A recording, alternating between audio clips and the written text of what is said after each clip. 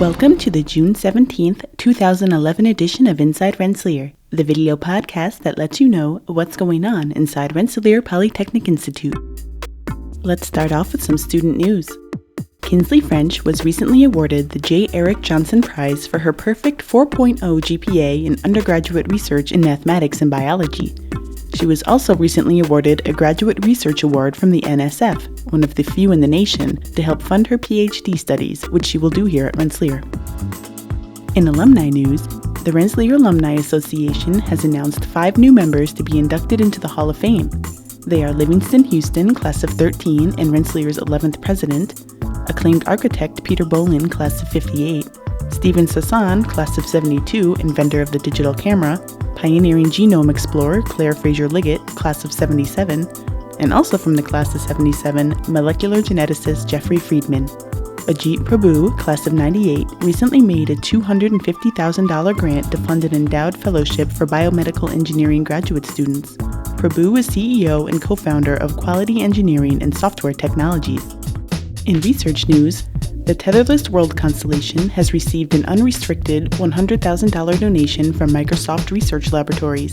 The funding will support research on how semantic web technologies can be applied to interpreting, storing, and utilizing financial data. The newest addition to the Rensselaer Digital Collections chronicles more than 4 decades of research at the Darren Freshwater Institute, including hundreds of scientific papers, theses, technical reports, and media interviews.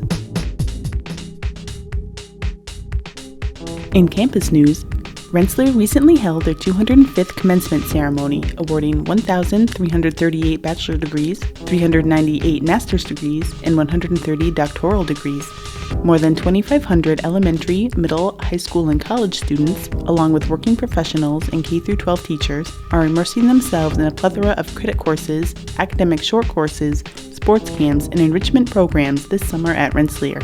More than 150 people attended the NANO 2011 conference last month, titled Medicine, Science, and Engineering.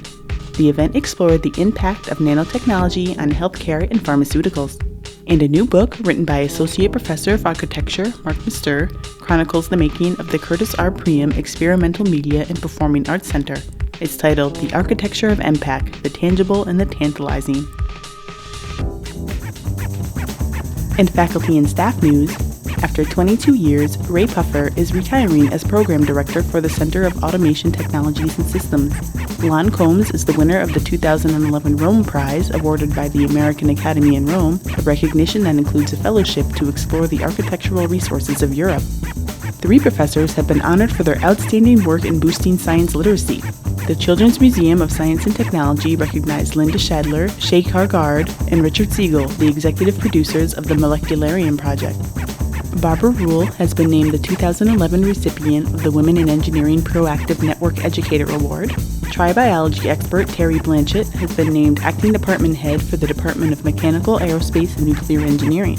George Belfour, Institute Professor, has joined the Max Planck Institute for Dynamics of Complex Technical Systems Scientific Advisory Board. Martha Grabowski, Research Professor, is featured in the Profile section of TR News, the bi-monthly magazine of the Transportation Research Board. Eddie Jackson, retired Associate Director of Small Business Procurement, has received the Bert C. Ahearns Award from the National Association of Educational Procurement. And Mark Shepard, Director of the Scientific Computation Research Center, has been selected by the U.S. Association for Computational Mechanics for its John von Neumann Medal. For in-depth versions of these stories and more, visit rpi.edu/about/inside.